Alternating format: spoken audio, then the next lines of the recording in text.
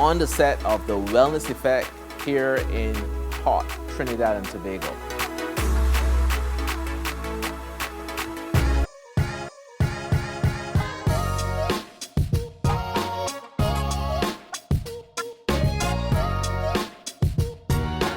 So welcome to the set of The Wellness Effect, the podcast sponsored by Sagicor Life Inc., the Healthy Caribbean Coalition, and the University of the West Indies Cave Hill campus. Today, however, we're in the land of the hummingbird, and with the Sagicor Trinidad team, applaud for effect, yeah? And also a shout out to all of the team in Barbados as well. Thank you so much for coordinating this important podcast. With me is Krystal, who works with the Sagicor team here in Trinidad, and she's also organizing my citizenship. So Krystal, welcome to the set, and thanks for the hospitality. It's great to be back in Trinidad. Oh yeah, thanks so much, Kenneth. It's great to be here with you on The Wellness Effect today. Thanks so much. I mean, this show is kind of relaxed, but it does focus in on some serious issues. Mm-hmm. So, first of all, tell me, what do you do at Sagicor? Okay, so I am the Client Relations Manager for the Aruba, Belize, and Trinidad markets, specifically for group insurance. And what does that involve? So, group insurance is basically me and my team, we work to get corporate proposals out to corporate clients, specifically for their group health, their life, their pensions, and then creditor life, which is a different part of the business. Got you. So a university that I know very well, I think, has a group health policy with Sagicor. Yeah. At least the Cave Hill campus does. They do. Would that fall under your portfolio as well? Yeah. So actually, we would have recently met with UE Trinidad to see if we could get their plan, but they decided to stay where they are. Well, we'll still work on it, right? Yeah, hopefully we're hoping to get it next year or the year after that. Client relations is so important though, even in my field. The satisfaction scores from patients and their relatives are really important for the healthcare setting because it also relates to how they view the health setting and their trust, right? Mm-hmm. And I'm thinking that for Sagicor, it must be the same thing. Yeah, so that's an integral part of what we do in client relations in terms of building the relationship with our corporate clients. Right. And of course, I'm seeing The Wellness Effect, and there is something that we do with our clients in terms of their group health plans and looking at wellness. Excellent. So let's just delve into today's topic, which really is I'm so curious because I see these numbers from the physician standpoint or from the clinical standpoint. You see them, of course, with claims. What are you seeing in terms of non-communicable diseases or NCDs and the claims in the region? Is it kind of plateauing? Is it going up? Is it coming down? Okay, so I would talk about the markets that I have oversight over and what we would have seen especially if we look at since COVID, since 2020, come forward like the last 4.5-5 years. Right. We have the top 5 things that we see in claims would be your NCDs. Really? Right? Or like related to NCDs. I got you. So we do see like a lot of prescription drugs. We do see a lot of diagnoses for hypertension, diabetes, heart disease, high cholesterol. Is it in that order then? Hypertension is up there?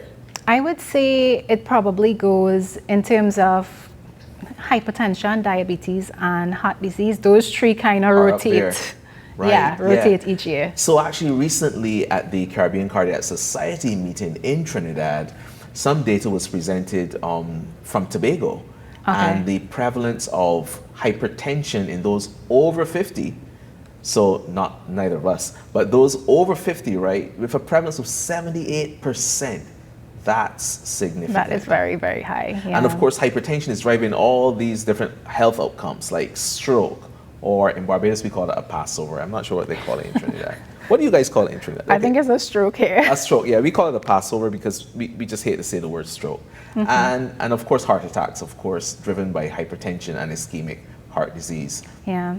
So in terms of the claims then, would you say that they're increasing across the age range, or is it mainly older people, or? So I would say what we see is an uptick in claims from from 40 go up. Yeah. That's where you see a lot of your claims. And I know in recent times, we have also seen a lot on the group life side, where you get group life claims. Gotcha. So we have seen a lot of claims that come in for life claims or even critical illness.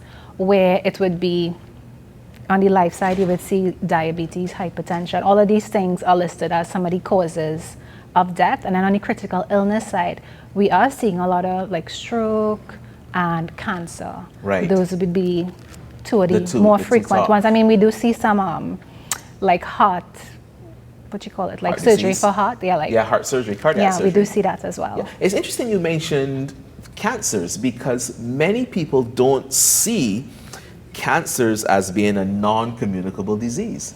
Yeah. And the other ones that they really don't incorporate, because it's not that widely described, is mental health. Mental health is also a non-communicable disease, right? No, it is. Yeah. Yeah, actually, I recently went to Belize for a work trip to visit my market. Right. And there really has been a push in the Belize market for mental health. Like a lot of the clients that I would have visited spoke about, they want to, what more can they do for mental health? Right. How can they use their group health plan to support, the mental health? And we kind of spoke to them about, hey, we have wellness nurses on our team that can actually do some sessions about mental health. And we are seeing it. I saw it a lot in Belize, so it stood out to me, but we are seeing it a little more in Trinidad and Tobago in terms of the ask for sessions dealing with mental health. So the other post-COVID phenomenon that I guess is positive is that people are a lot more comfortable even speaking about mental health. Definitely. Okay, so I know we're speaking about Belize and their keen interest in mental health, which still surprises me, right? So what kind of things then, how did you respond to that?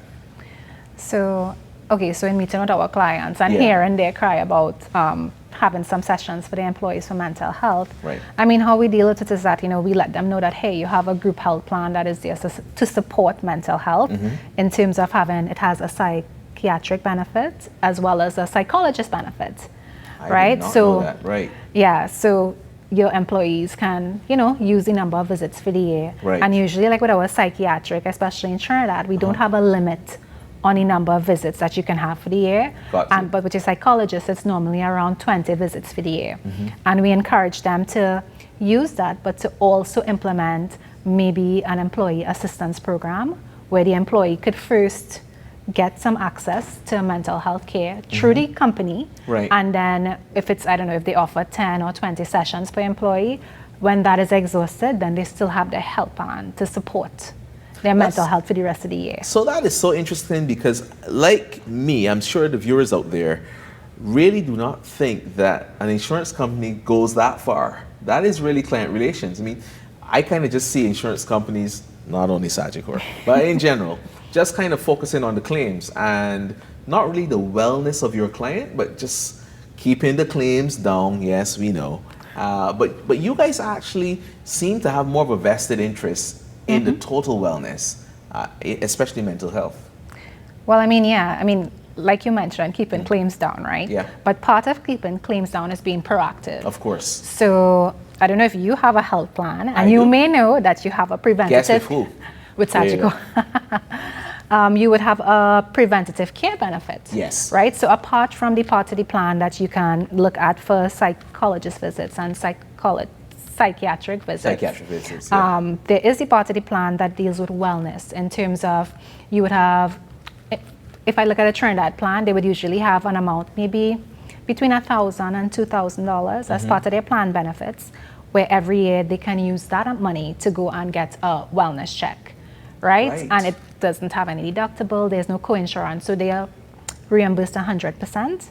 And they are not out of pocket with a deductible for that portion of the plan. So that literally is what we might call, and this is very appropriate for a health show, walking the walk, right? Yeah. So it's not just saying we need to embrace not just illness and hospitalization or even unfortunately sometimes death, but even at the other side of the spectrum, prevention and wellness and going out there and getting those wellness checks, even if you're feeling perfectly fine.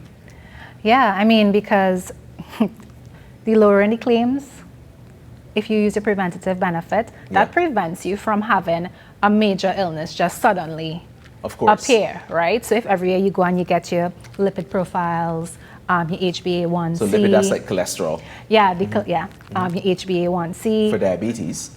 Yeah. And maybe blood pressure checks as well? Yeah, you can get blood pressure, you can get like a chest x-ray, things like that. So once you get your preventative done every year, then you're going to catch things early, Early. right? And prevention is some ounce of prevention, and I always get that wrong. Anyway, But it's better than cure, it's right? definitely better than Yeah. cure. So the other thing I wanted to speak to you about, because I know Sagicor does this quite a lot. What about your own wellness as a company? Does Sagicor look at that at all?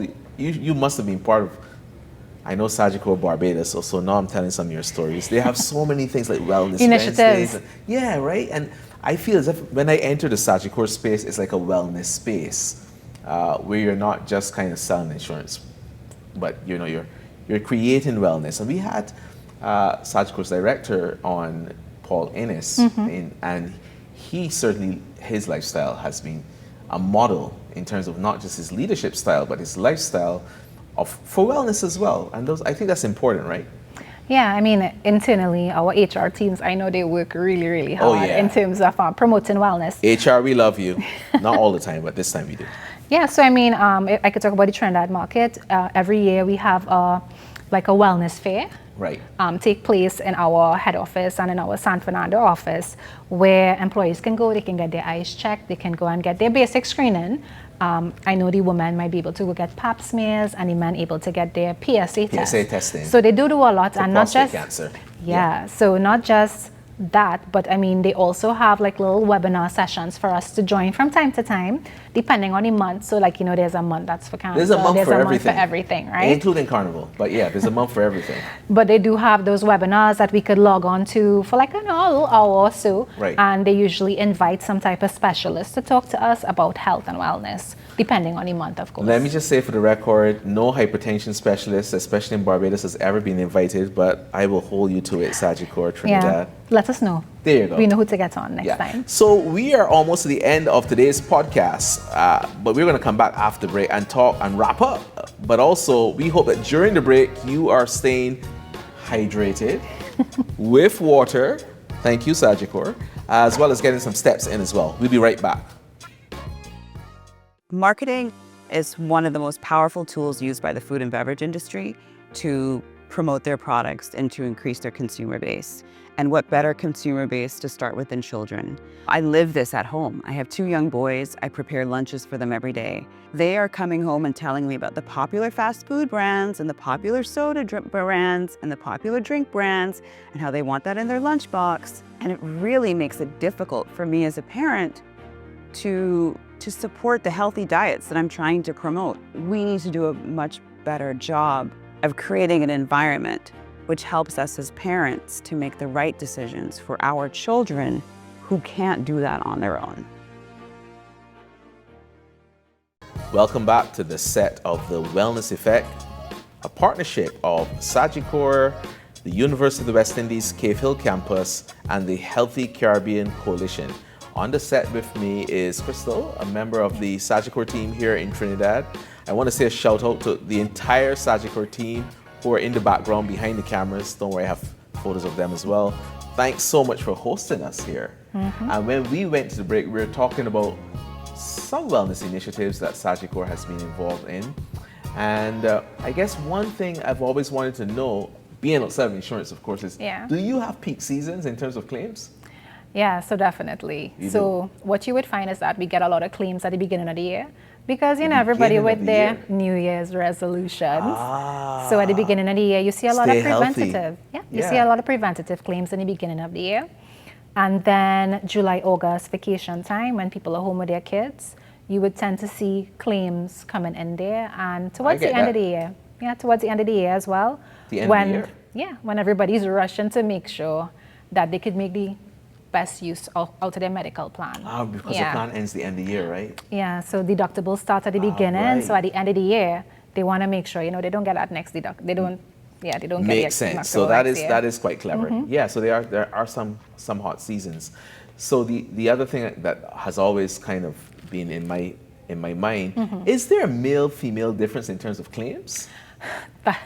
That's an excellent question. So what we tend to find, and I mean, this is across insurance, right? Right. We always say that with women, there's more morbidity. And then with men, there's more mortality. Got you. So what we tend to see on the group insurance side is that women would submit more claims and more frequently, right? But women are also more proactive. Got you. So when you look at the death claims, you tend to see more males on the death claims because, men can be a little stubborn and they wait until it's critical before they go I'm not to the responding. doctor. I'm not admitting anything. Okay. But no, you're right. And of course, women live longer. So they probably have a longer claim cycle as well, right? Yeah. Yeah.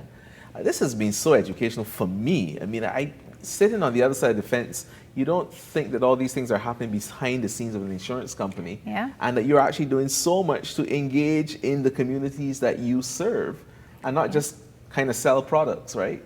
Yeah, because that's part of our vision. It is part of your vision. So the next time I'm in Trinidad for the Wellness Effect, I can tell you there will be mass in the background and music blasting because I will be here for Carnival 2026. But it's been great having you, Krystal, on the set. Yeah. You missed my kind of co-anchor here, Dwayne Devnish, who is at the Cayfield campus. Dwayne, enjoy your summer holiday, but I'm glad you're not here. So it's great to have you on the set. Thanks so much. And thank you for joining us on the Wellness Effect here in the Twin Island Republic, where we might be going to a band launch near you soon.